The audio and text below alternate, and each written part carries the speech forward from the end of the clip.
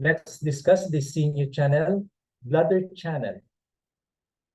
Pathway. The bladder sinew channel begins on the lateral aspect of the little toe and travels along the lateral border of the foot to the lateral malleolus, where it binds. At the lateral malleolus, 3 branches separates from the sinuous channel. One branch runs to the calcaneus, where it binds and disperses over the heel. A further branch ascends the lateral aspect of the lower leg and binds at the head of the fibula, where it also meets the gallbladder and stomach sinuous channel at GB34. The main branch travels to the Achilles tendon, binds in the area of the 2 heads of the gastrocnemius muscle, ascends the posterior aspect of the leg along the gastrocnemius and soleus muscles and binds on either side of the popliteal crease, ascends the posterior aspect of the thigh and binds at the center of the popliteal crease, ascends as a broad band along the spine and binds at bladder 10. 2 branches separates from the main branch in the thoracic region at the level of the axilla. 1 branch ascends to the shoulder and reaches LI15. The other branch penetrates the axilla, ascends the thorax, and runs to the supraclavicular fossa, where again 2 sub-branches separates. 1 sub-branch ascends to the mastoid process to GB12. The other sub-branch crosses the cheek to ST8, where it meets with the other foot-yang sinuous channel. The main branch divides at bladder 10 and 2 branches. 1 branch penetrates deeper to the root of the tongue. The other branch crosses the head lateral to the midline, reaches the inner canthus of the eye, and separates into 2 branches. 1 branch binds lateral to the nose and descends the cheek.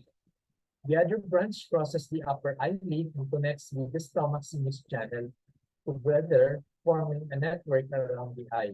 It then penetrates deeper into the upper orbital region and ends at the root of the mouth. Clinical importance: pathology, muscular cramping in the region of the little toe, tensions and pain in the heel, stiffness and limited range of motion of the joints, tension and stiffness in the back and along the spine, and difficulty when bending forward, inability to lift the arm above the shoulder region, stiffness or distending pain in the axillary region, pain and tense musculature in the supraclavicular fossa, limited range of motion of the cervical spine. Indication mainly with B syndrome, painful obstruction syndrome along the bladder channel. The area covered by the bladder sinus channel is larger than that covered by the bladder primary channel. This explains why the bladder primary channel points can also be used for disorders in the scapula and the shoulder region, as well as for disorders in the lower eyelid and the nasal region. Thank you for your attention. Let's discuss gallbladder 4, Hanyan, jaw serenity, a point of the eye system. GB4 is located at the junction of the upper quarter and the second quarter of a line connecting stomach 8 and GB7. How to find? First, locate the 2 reference points. Stomach 8, which is located 4.5 Tsun, lateral to the midline, and 0.5 Tsun within the anterior hairline at the corner of the forehead, and GB7 in the depression on the level of the apex of the ear within the circumauricular temporal hairline. Then divide a slightly curved line between these 2 points into quarters and locate GB4 at the junction of the upper quarter with the lower 3 quarters. Generally, GB4 is located on the temporal hairline and the anterior portion of the temporalis muscle, which can be felt when chewing. Needling 0.3 to 1.5 Tsun transversely or subcutaneously, tangentially along the skull in the direction of the occiput or towards the disorder or pain. Actions, indications: eliminates wind and heat, opens the channel. Special feature, meeting point with the TB and stomach channel. GB4 subdues liver yang, so good for headache, dizziness, blurred vision. Extinguishes interior wind, convulsions, lockjaw, epilepsy, deviation of eye and mouth. GB4 is an important local point for headaches from liver yang rising. It treats headaches also by virtue of its being a point of the eye system. It should be needled horizontally, that is, at a 15-degree angle towards the back of the head. Yan Zhengxi of the Ming Dynasty, in investigation of points along the channels, recommended GB4 specifically for head wind with pain in the region of both Taiyang points. Clinically, GB4 should always be palpated in cases of one-sided headache and needled if tender. Unusually for a point on the head, GB4 is also indicated in the Great Compendium of Acupuncture and Moxibustion for pain and stiffness of the wrist, as well as joint wind, that is, painful obstruction accompanied by sweating. GB4 is crossing point of GB, triple heater, and stomach. Consider for one-sided headaches, tinnitus, or facial paralysis. Beneficial for tension in the jaws and a fullness at the corner of the forehead arising from frustration, anger, or impatience. This point is in the area which can bulge when we clench our jaw with rage or tension or fail to speak out. The meridian negotiates another about turn in direction here, and if the free flow of qi that is so important to the wood element is impeded, frustration can distort judgment. Stagnation can lead to the buildup of heat affecting the ears and eyes and to outbursts of impatience and anger. This point may be used to free the qi. GB4 activates the meridian and is used for neck pain, affecting the pathways of triple heater and gallbladder. As a local point, the connection with the stomach meridian makes it a useful point for toothache, sneezing, facial paralysis, facial pain. GB4 eases pain locally and is classically used for pain in the wrist. It is useful for joint pain when accompanied by sweating. It is also said to settle fright.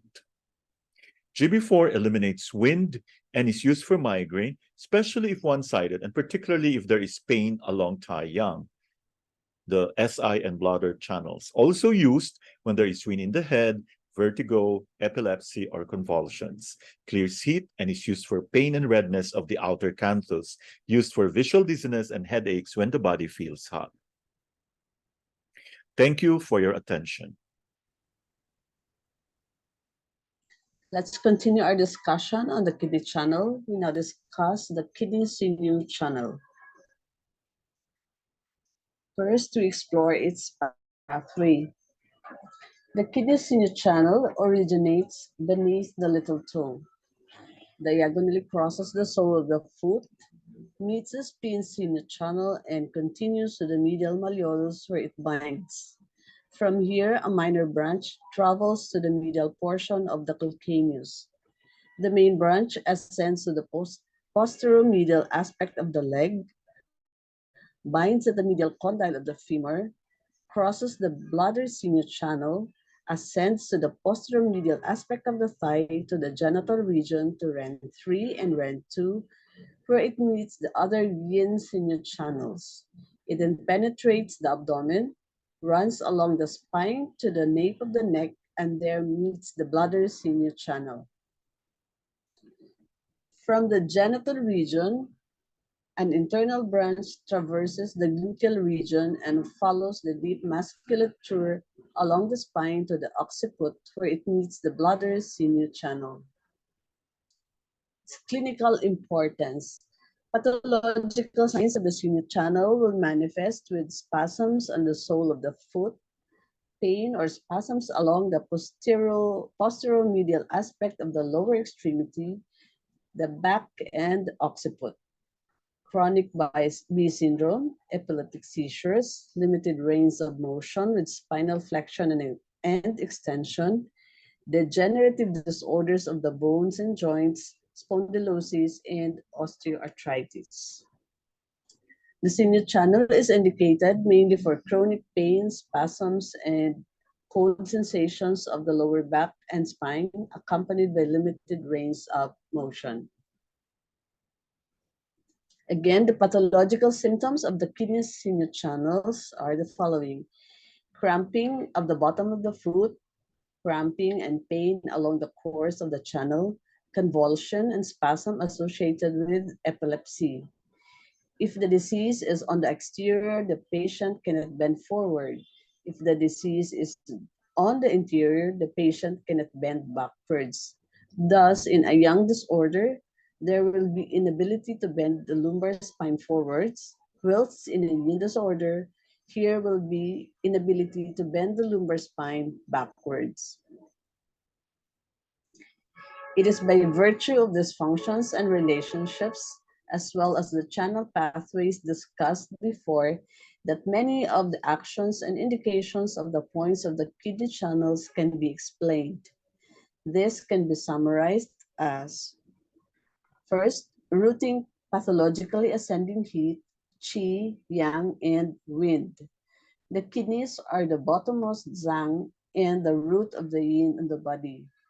When yin is deficient, deficiency heat or uprising yang or interior wind may ascend to the throat, ears, eyes, and head. Points of the kidney channel are frequently used clinically both to nourish yin, that is kidney 3, and to strongly descend pathogens from the head, example, kidney 1. Nourishing yin and clearing deficiency heat in the treatment of night sweating, wasting, and thirsting disorders, and others. Next, nourishing liver yin to counteract uprising of liver yang in the treatment of headaches, dizziness, and others. Next is nourishing kidney water to balance excessive heart fire and harmonizing the will and the spirit in the treatment of restlessness, insomnia, poor memory, palpitations, epilepsy, mania, susceptibility to fright, and others. Next is rooting the qi and harmonizing the relationship between the kidneys and the lung in the treatment of cough, coughing with blood, dyspnea, asthma, and wheezing. Another is tonifying kidney yang to strengthen the kidney functions of dominating water in the treatment of edema and deficiency type urinary disorders. Also tonifying kidney yang to strengthen the libido in the treatment of impotence, seminal emission, and others. Next is tonifying kidney yang to warm the lower body, legs, and feet, and benefiting the throat, especially in the treatment of sore and dry throat or loss of voice due to yin deficiency. It's also for strengthening the lumbar spine and benefiting the teeth, benefiting the ears in the treatment of tinnitus and deafness, regulating the conception and penetrating vessels, and treating diseases of the uterus, such as infertility, disordered menstruation, uterine prolapse, postpartum disorders, etc. Next, draining damp heat from the lower jaw and regulating the function of the bladder and intestines in the treatment of difficult urination, retention of urine, painful urinary dysfunction, dark urine, diarrhea, dysenteric disorders, swelling, itching and pain of the genitals, Shan disorders, hypogastric pain, etc. Finally, nourishing kidney yin in the treatment of constipation due to dryness. Thank you for your attention. Let's discuss the Sinew channel, pericardium channel. Pathway, the pericardium sinew channel begins at the tip of the middle finger. Then it runs along the anterior aspect of the middle finger and along the third metacarpal bone. Spreads in the center of the palm, meets the long sinuous channel, binds in the center of the wrist, ascends the anterior aspect of the forearm, as well as the anteromedial aspect of the upper arm to the axilla, binding at P3 on the elbow and at GB22 where it meets the other Hanyan sinew channels. At GB22, the channel separates into two branches. One branch disperses on the anterior, lateral, and posterior aspect of the costal region. The other branch penetrates below the axilla and reaches the mid-thoracic region on the level of branch 17, from where it spreads in the thoracic cavity to bind with the diaphragm. Clinical importance, pathology, stiffness, pain, spasm, and distending sensations along the pathway of the pericardium sinew channel. The thoracic pain and tightness, Stephen syndrome, one of the 5G syndromes, and accumulation syndrome due to lung chi stagnation with accumulation of phlegm and heat, manifesting with symptoms such as masses in the right hypochondriac region, possibly accompanied by thoracic or back pain, hemoptysis, chills, and fevers, shortness of breath, and dyspnea. Indication mainly for pain, spasm, and distending sensation along the pathway of the sinew channel. Limited range of motion along the medial aspect of the arm and elbow, swellings and pain in the axilla and the breast. The pericardium is described in Chinese medicine as a membrane surrounding the heart, and its primary function is to protect the heart, the emperor, from attack by exterior pathogenic factors.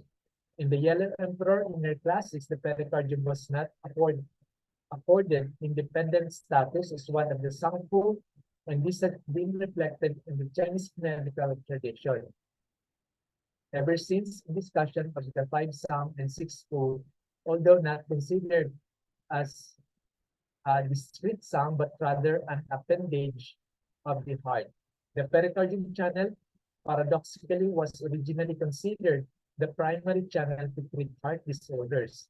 Thus, in the spiritual pivot, the yellow emperor as Qi Wu, while thus the hand Shaolin channel alone have no shoe points. Qi Wu replies, the Shaolin is the heart vessel. The heart is the great master of the 5 Sang and 6 Fu, and is the abode of the essence spirit.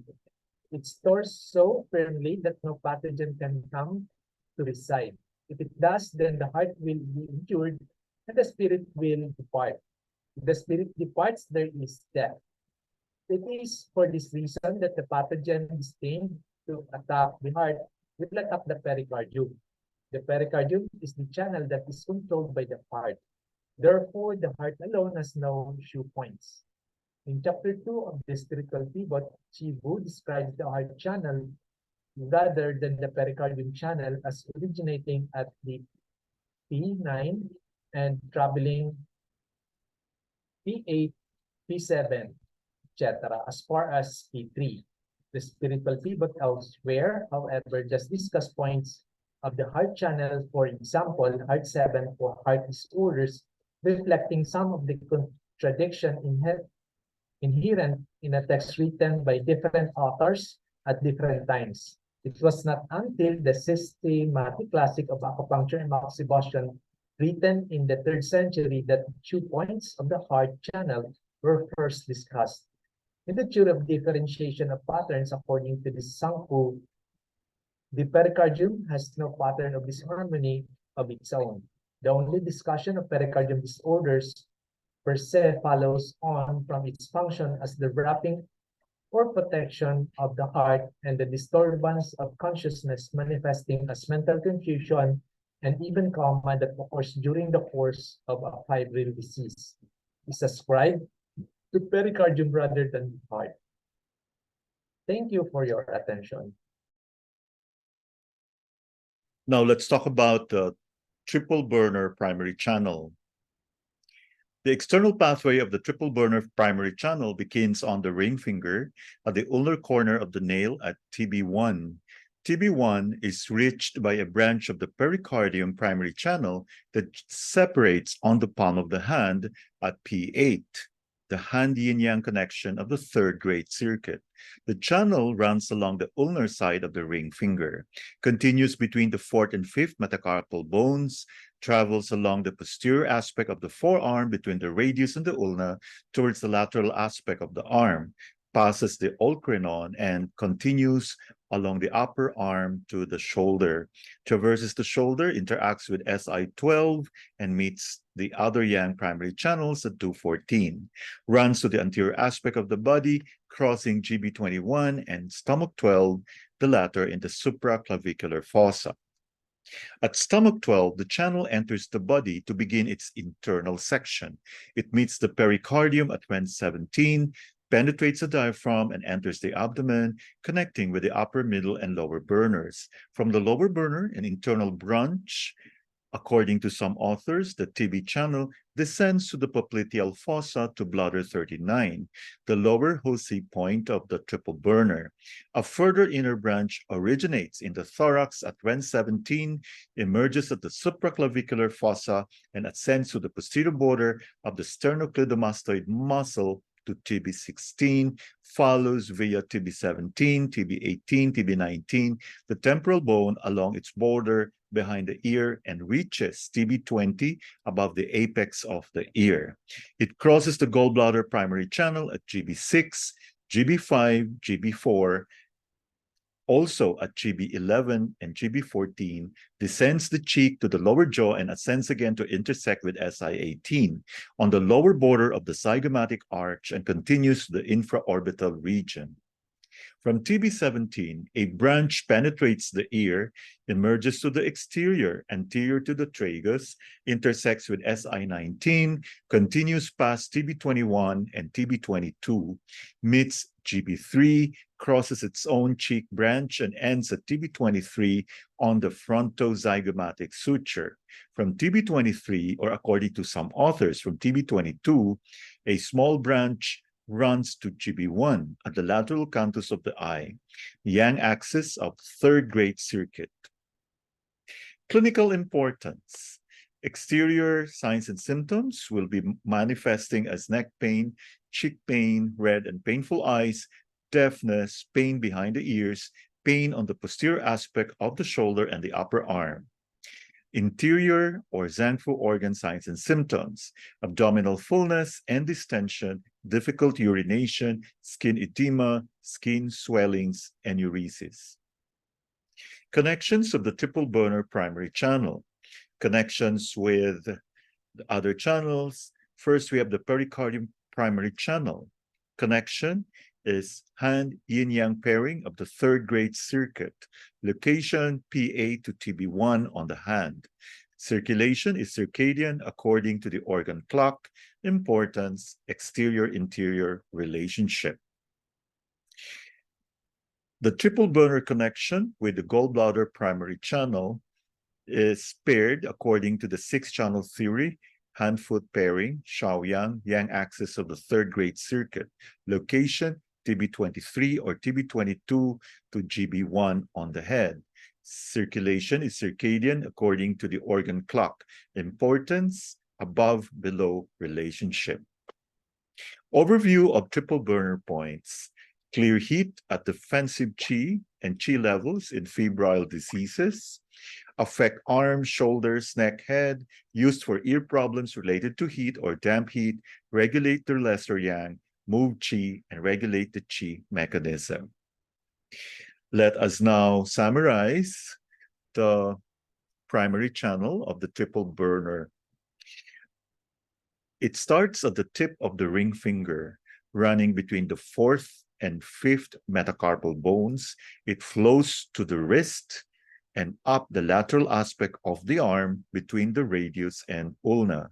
It then reaches the shoulder joint and the supraclavicular fossa, from where it goes down to the chest to connect with the pericardium.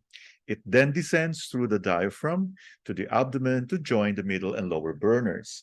From the chest, a branch goes up to the supraclavicular fossa, from where it ascends to the neck and the region behind the ear. It then turns downwards to the cheek and terminates in the infraorbital region.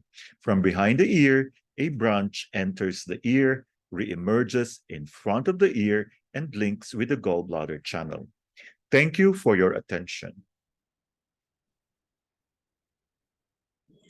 Let's continue our discussion with the gallbladder channel, the gallbladder Sinew channel. Let's start with its pathway.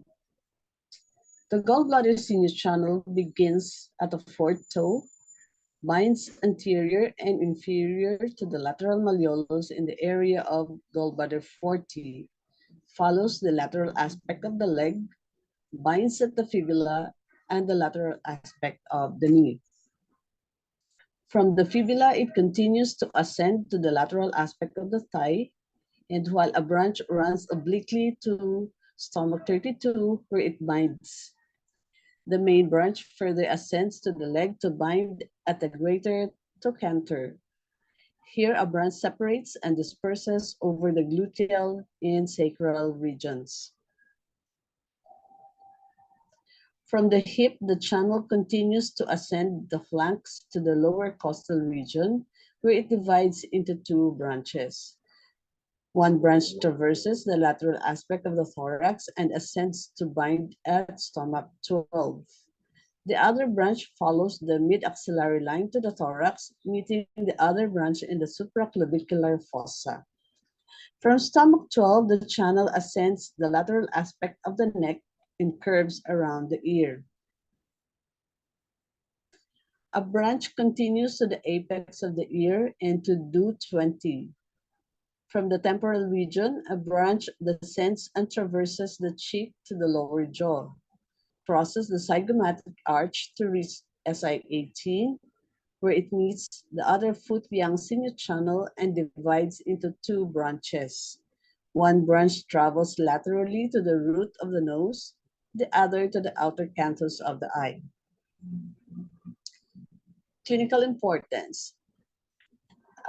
Pathological symptoms of the gallbladder sinus channel will manifest with stiffness and distending sensations in the area of the fourth toe, as well as on the lateral aspect of the knee. Another is limited range of motion of the knee joint.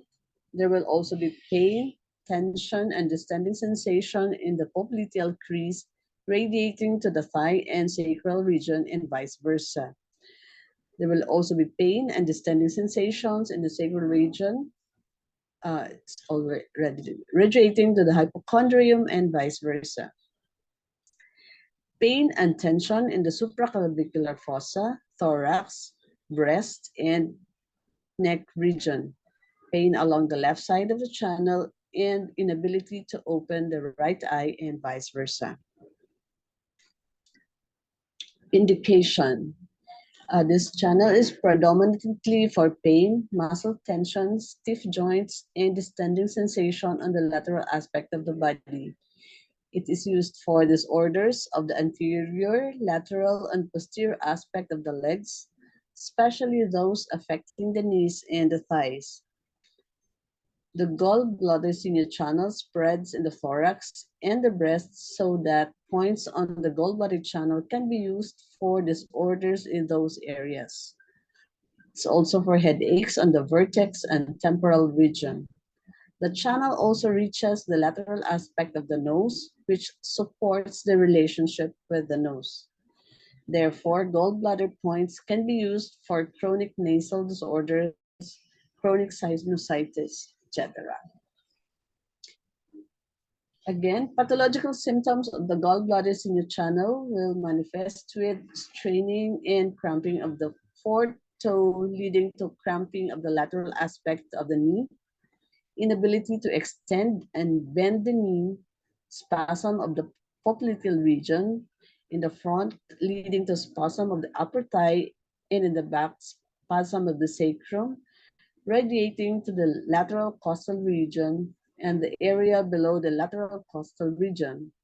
Also spasm in the supraclavicular fossa, the sides of the neck, and the neck. If one looks to the right, then the right eye will not open and vice versa. Thank you for your attention. Let's discuss the points of the eye system. Stomach 8, Touwei, heads binding. Location at the temporal corner of the forehead on the border of the temporalis muscle and 0.5 June within the anterior hairline or 4.5 4.5 June lateral to the anterior midline. Do 24. How to find? First, find the anterior hairline, then locate stomach 8 at the temporal corner of the forehead. 0.5 June within the hairline.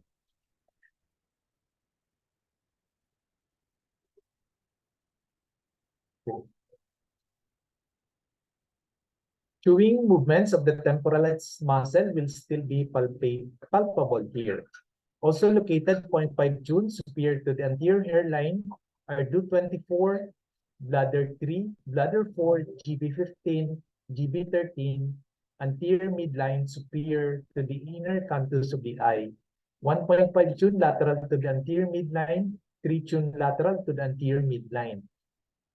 These distances refers to the distance between 24 and stomach 8, equivalent to 4.5 June. Stomach 8 and GB7 a depression on the level of the apex of the ear within the temporal hairline mark the endpoints of a curved line on which stomach 8 and GB4 to 7 are located at the regular intervals by dividing the line into 5 parts. Needling 0.5 to 1 June transversely, subcutaneously, or obliquely in the direction of the disorder. Moxibustion possible, contraindicated according to some classical texts. Actions indications eliminates wind from the head and eyes, benefits the eyes, alleviates pain. Special features meeting point with the Yang Wei Mai and GB channel. Important local point for headaches and disorders of the eye. A major point to resolve them from the head, dizziness, blurred vision, feeling of mustiness and heaviness of the head. Major local point for headaches from phlegm. Eye problems. This is a major local point for dizziness deriving from dampness and phlegm retained in the head and preventing the clear yang from rising upwards to brighten the orifices. It is therefore frequently used for dizziness only if deriving from phlegm. Mustiness of the head and a feeling of cloudiness or heaviness of the head. It is also an important local point for frontal headaches deriving from dampness or phlegm, preventing the clear yang from reaching the head. It can also be used for eye problems and excessive lacrimation deriving from invasion of exterior wind. Crossing point of stomach, gallbladder, and Yang Wei Mai linking vessels.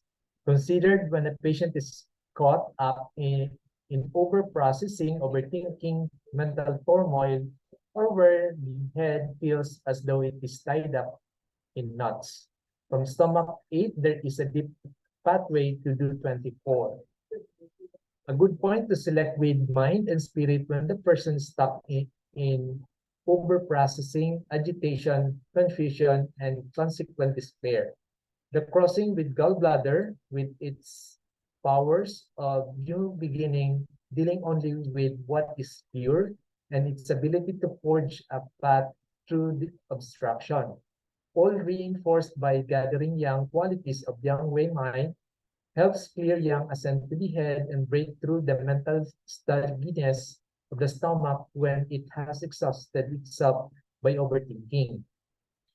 Local point for headaches or dizziness, mustiness, heavy head from dump and phlegm retained in the head, preventing clear yang rising upwards to brighten the orifices.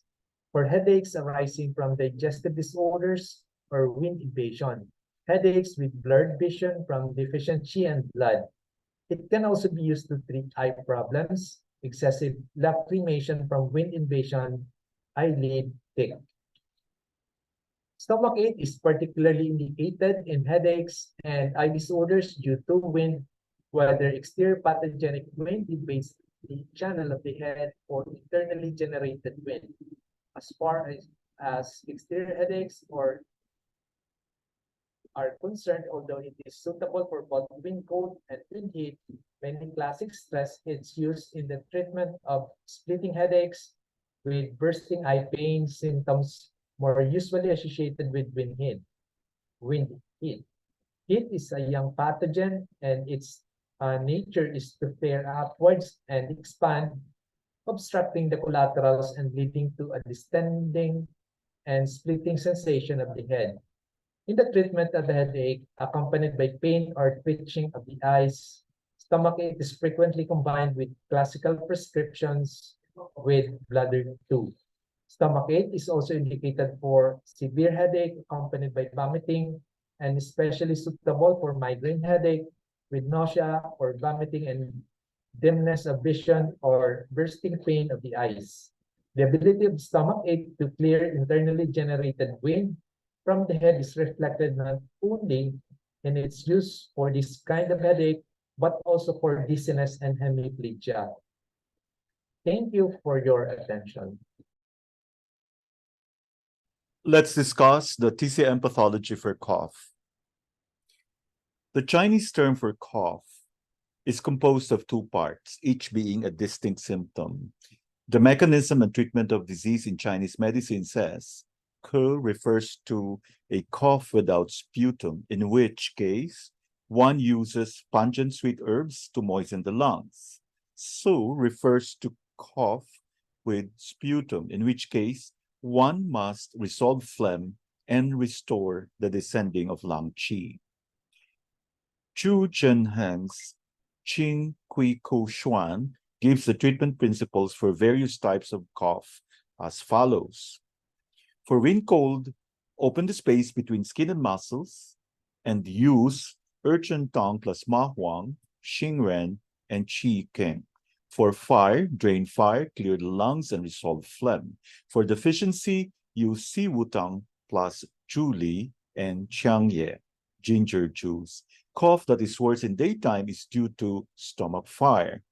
Use che pei mu and shi kao to drain stomach fire.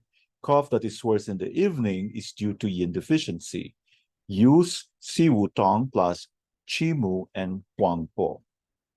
The pathology of cough is always characterized by lung qi failing to descend.